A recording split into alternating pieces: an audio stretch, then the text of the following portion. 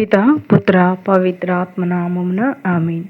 ప్రియ స్నేహితులారా, మీ అందరికీ దేవుని యొక్క ఆశీస్సులను తెలియజేస్తూ జూలై 29వ తారీఖు మంగళవారం ఈనాడు తల్లి శ్రీ సభ పునీత మార్తమ్మ గారి యొక్క పండుగను జరుపుకుంటున్న ఈ శుభ సమయాన ఈ పునీతురాలు క్రీస్తు శకం 84వ సంవత్సరంలో వారి యొక్క పండుగ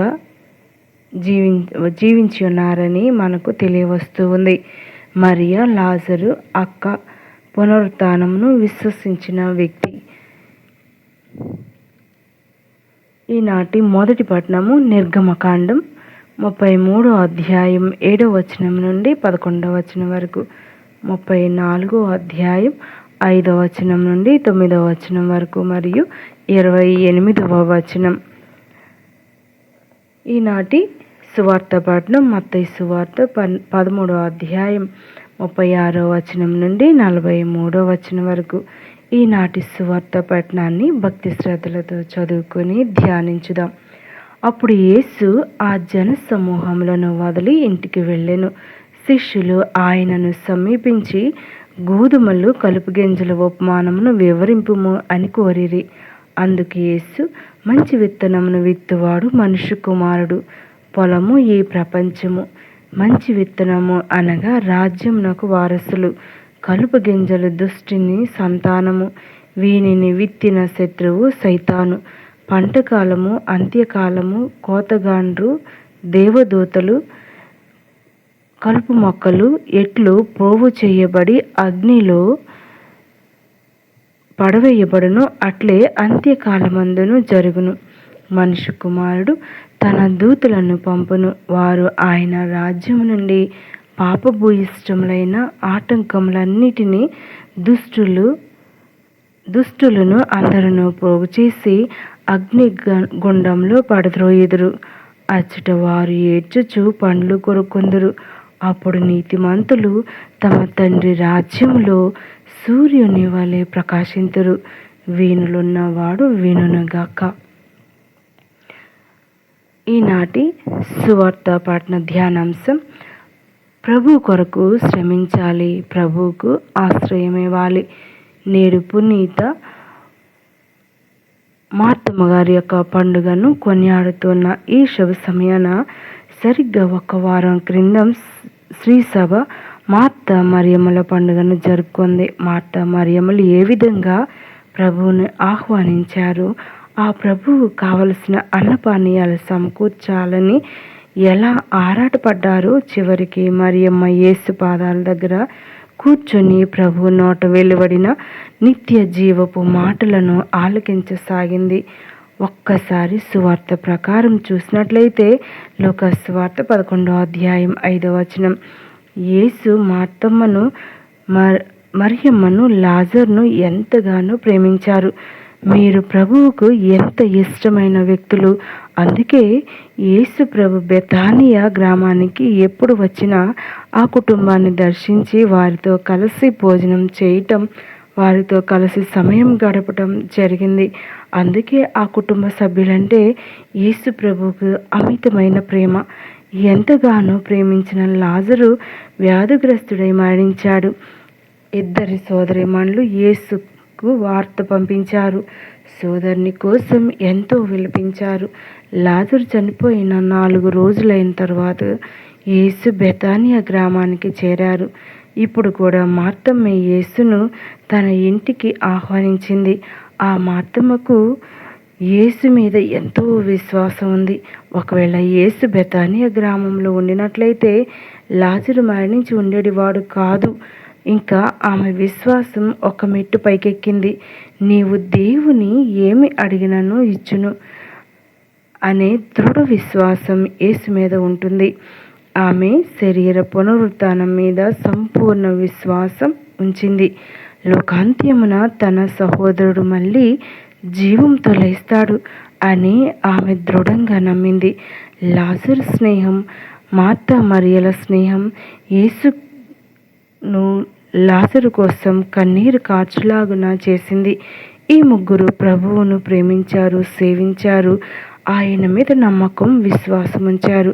కనుక ఈరోజు ఈ ముగ్గురు పునీతుల పండుగను కొనియాడుతున్న ఈ సందర్భంలో మనం కూడా యేసుతో స్నేహం పెంచుకుందాం.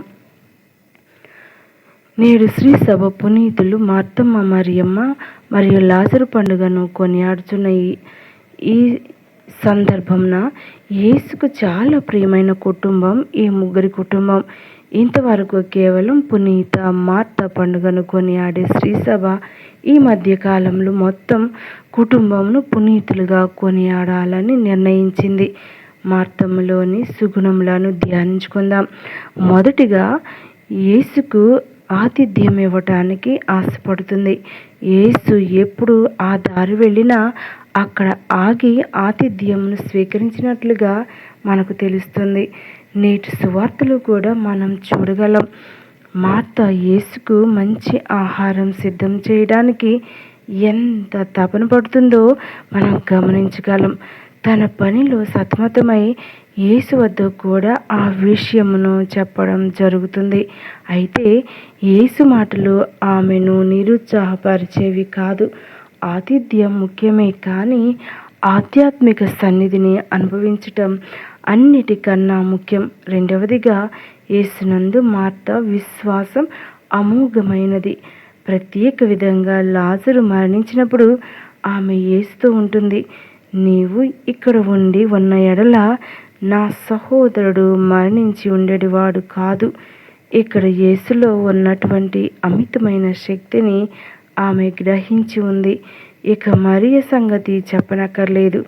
యేసు చెంత కూర్చుని ఆయన వాక్యమును ఆలకించి ఆత్మలో తరించింది. అదే ఉత్తమమైన మార్గం అని యేసు నుండి ప్రశంసను కూడా అందుకుంది. లాజరు యేసు జీవశక్తిని స్వయంగా అనుభవించి ఉన్నాడు. ఇలాంటి కుటుంబం మొత్తం క్రీస్తుతో స్నేహం పొంది ఉన్నారు. ఆయనకు ఆశ్రయం ఇచ్చారు. ఆయన శాశ్వత ఆనందమును పొంది ఉన్నారు. దేవుడు మనలను ఎల్లప్పుడూ దీవించాలని కోరుకుందాం. మరి మనలో ఉన్నటువంటి బలహీనతలు ఏమిటి అని మనం ధ్యానిస్తే, ఈనాడు మార్తమ్మ జీవితంలో బలంతో పాటు బలహీనతలు కూడా ఉన్నాయని మనం ధ్యానించవచ్చు. ఏమిటి ఆమె బలము అంటే? యేసు ప్రభువే. మరి యేసు ప్రభు యొక్క రాక కోసం ఆమె 1000 కళ్ళతో చూసింది. ఎందుకనగా ఆయన చేస్తున్న అద్భుతాలు అమోఘం. ఆయన మాట్లాడుతున్న మాటలు తీయనైనవి, మధురమైనవి, చెవికి ఇంపుగాను హృదయానికి ఆనందంగాను ఇచ్చేటువంటి జీవవాక్కులను ఆమె వినాలనుకుంటూ ఆయన్ను తన కుటుంబానికి ఆహ్వానిస్తూ ఉంటుంది. మరి దానికి ముందు ఆమె ఆయనకు మంచి ఆతిథ్యాన్ని ఇవ్వాలని ఎంతో కుతూహలపడుతూ ఉంది. ఎందుకనగా మన ఇంటికి వచ్చినటువంటి బంధువులను చక్కగా చూసి పంపించాలని మనం కూడా ప్రతి ఒక్కరం ఆశపడుతూ ఉంటాం, ఆతృత పడుతూ ఉంటాం. మరి అదేవిధంగా మార్తమ్మ కూడా యేసు ప్రభుని ఆకలి తీర్చాలి. ఎందుకనగా ఆయన పట్టణాల్లో, గ్రామాల్లో సంచరిస్తూ వాక్యాన్ని బోధిస్తూ అనేక రోగులను స్వస్థపరుస్తూ మరి కాలు దారిన వస్తూ ఉన్న సమయంలో ఆయన భౌతిక శరీరం అలసటను కొని ఉందని ఒక్క మార్తమ్మ గమనించింది. మరి ఆ ప్రభువుకి కడుపు నిండా ఆహారం పెట్టాలని ఆమె తహతహలాడింది. ఆ వారి యొక్క కుటుంబంలోనికి ఆహ్వానించింది. అంతేకాదు, ప్రభు అంటే ఎంతో మిక్కిలి ప్రేమ, విశ్వాసాన్ని కలిగి ఉంది మార్తమ్మ. మరి ఈనాడు మనం అనేక మార్లు మార్తమ్మ అనగానే ఒక ఇంటి పనికి మాత్రమే సంబంధించిన వ్యక్తిగా మనం ధ్యానిస్తూ ఉంటాం. అది కొంతవరకు సబబుగా ఉన్నప్పటికీ మరియమ్మను ప్రభు ప్రోత్సహిస్తూ ఉన్నారు. ఎవరైతే ప్రభు పాదాల చెంత కూర్చుని ఉంటారో, ఆ ప్రభు యొక్క మాటలు వింటారో, ఆ ప్రభు యొక్క నిత్య జీవపు మాటలు హృదయంలోనికి దూసుకొని పోతూ ఉంటాయో, ఆ ప్రభు ఆ హృదయాన్ని ఒక దేవాలయంగా మార్చివేస్తూ ఉన్నాడు. అందుకే ప్రభు అంటున్నాడు, మార్తమ్మ నీవు ఇహలోక క్రియల కోసం నువ్వు పారుకులాడుతూ ఉన్నావు, కానీ మరియమ్మ దైవత్వాన్ని కోరుకుంటూ ఉంది, పరలోక రాజ్య ప్రాప్తిని కోరుకుంటూ ఉంది, పరలోక విషయాలు నేర్చుకోవాలని వినాలని ఆశపడుతుంది. అది ఆమె నుండి తీసివేయబడదు. Praise the lord. మరి ఇటువంటి యొక్క గొప్ప గొప్ప విషయాలు ఈనాడు అనేక మంది దైవజనుల నుండి మనకు వినిపిస్తూ ఉంది. దేవుడు అనేక మందిని లేవనెత్తి వాక్యాన్ని ప్రకటిస్తూ ఉన్నారు. మరి మన చెంతకు వస్తున్నటువంటి వాక్యాన్ని మనం ఏ విధంగా ఆచరిస్తూ ఉన్నాం, మరి మన ఇంటికి వచ్చినటువంటి బంధువులను ఏ విధంగా పరామర్శిస్తూ వారికి తోడుగా వారిని ఆనందపరుస్తూ ఉన్నాం. మరి ఎప్పుడైతే ఆతిథ్యం ఇస్తామో అది ప్రభువునకు చెందుతుంది అని వాక్యం సెలవిస్తుంది. ఎవరైతే నన్ను గమనించి మరి ఒక గ్లాసు మంచినీళ్ళు ఇస్తే దానికి తగిన ఫలితం వస్తుంది అని ప్రభు మనతో ముచ్చటిస్తూ ఉన్నారు.